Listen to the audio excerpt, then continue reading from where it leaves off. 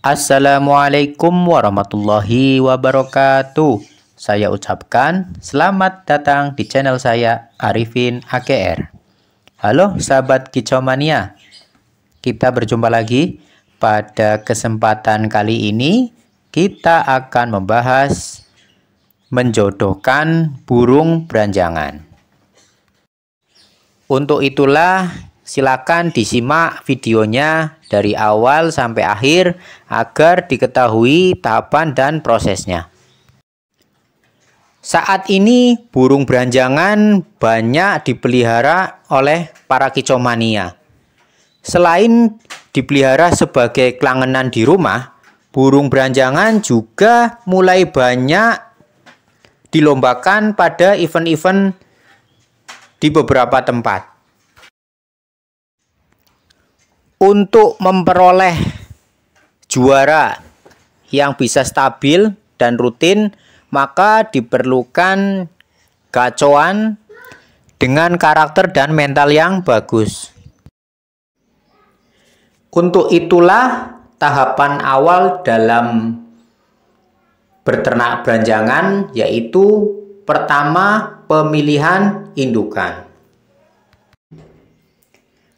Untuk pemilihan jantan dan betina, perbedaannya sudah saya pernah jelaskan di video sebelumnya. Nah, di link di deskripsi video ini akan saya sertakan cara membedakan beranjangan jantan dan betina. Nah, untuk beranjangan jantan dan betina dipilih yang seperti apa ketika akan diternak? Nah, untuk pemilihan jantannya, teman-teman bisa memilih di gantangan atau sekedar beranjangan yang digunakan sebagai kelangenan di rumah. Namun dengan ciri-ciri yaitu beranjangan yang mudah bunyi, sudah ngeleper, bunyi variasi, dan bermental bagus. Nah, sedangkan yang betina dipilih yang mudah bunyi dan ngeleper. Nah, dalam ternak beranjangan, pemilihan betina sangat menentukan dalam keberhasilan. Karena apa? Karena betina bertelur, kemudian mengerami telurnya. Nah, betina yang dipilih sebaiknya dipilih betina yang sudah beradaptasi dengan lingkungan manusia. Artinya apabila didekati tidak mudah stres, karena apabila masih stres bila didekati oleh kita, maka kecil kemungkinan ketika beranjangan sudah bertelur akan mengerami telurnya.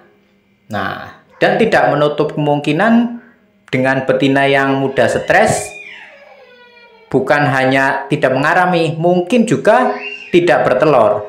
Nah, jadi dipilih betina yang sudah dikatakan beradaptasi dengan kita.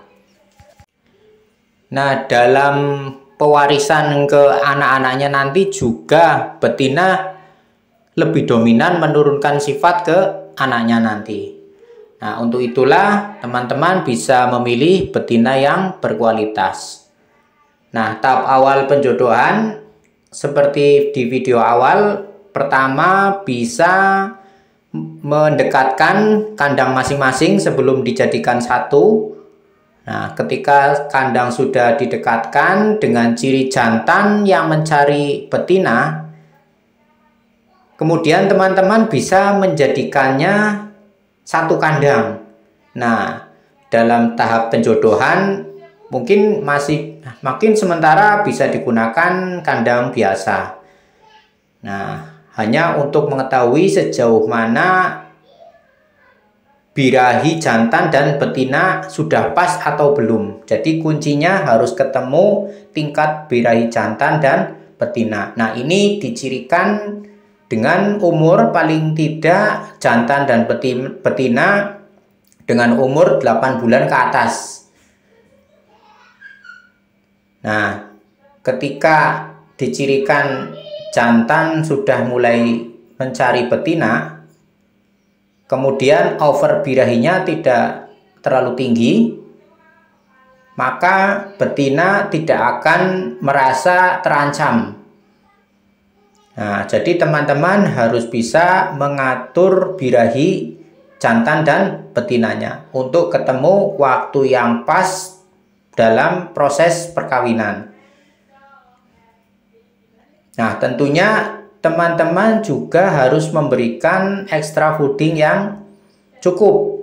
Nah, extra fooding bisa berupa jangkrik, krotong 2-3 kali seminggu, kemudian ulat kandang atau ulat Hongkong. Nah, ulat Hongkong tidak perlu banyak-banyak ya teman-teman, agar untuk yang betina tidak mudah untuk berlemak. Karena ketika nanti betina berlemak, maka akan sulit untuk proses perkawinan dan pengeraman. Nah, jadi prosesnya kita biarkan antara jantan dan betina dalam kandang. Nah, bila dirasa nanti jantan dan betina sudah cocok, maka langkah selanjutnya teman-teman bisa memindahkan ke kandang yang lebih luas. Nah, untuk kandang ternak beranjangan, teman-teman bisa memilih 2, yaitu yang pertama kandang labet, atau nanti yang kedua teman-teman bisa memilih model aviari. Nah, tentunya pemilihan kandang ini teman-teman perhatikan apakah lingkungannya banyak binatang predator atau pemangsa seperti tikus, ular, atau kucing. Nah, teman-teman perlu memperhatikan segi keamanan dan kenyamanan burung. Nah, tentunya ketika dalam proses perkawinan atau proses bertelur dan mengeram harus dijauhkan dari binatang-binatang pengganggu dan mengurangi interaksi antara manusia dan burung beranjangan agar burung beranjangan bisa fokus dalam berkembang biak.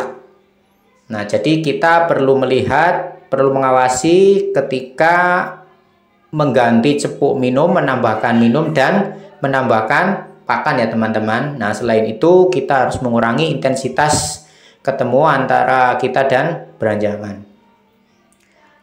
Nah, kemudian teman-teman juga bisa memilih bentuk aviari. Nah, apabila beranjangannya mungkin bukan dari beranjangan yang jinak, terutama yang betinanya, maka pemilihan model ternak kandang aviari bisa digunakan. Nah, untuk pemilihan kandang labet bisa digunakan bila beranjangan betina tidak terlalu giras atau bisa dikatakan agak jinak. Nah, jadi pemilihan kandangnya nanti teman-teman bisa menyesuaikan antara karakter dari burung beranjangan dan kondisi lingkungan sekitar. Teman-teman harus rajin untuk juga mengamati, sekedar mengamati bahwa betina nyaman dengan jantan. Karena apabila jantan terlalu overbirahi akan terlihat galak dan betina bisa jadi mati ya teman-teman. Jadi teman-teman harus waspada untuk melihat level birahinya. Jantan pastikan tidak terlalu tinggi. Untuk sementara video kali ini cukup ya teman-teman. Nanti sambungannya bisa dilihat dari video yang lain. Cukup sekian video kali ini. Semoga video kali ini bermanfaat untuk kita semua. Terima kasih atas perhatiannya. Insya Allah berjumpa lagi di video berikutnya. Assalamualaikum warahmatullahi wabarakatuh.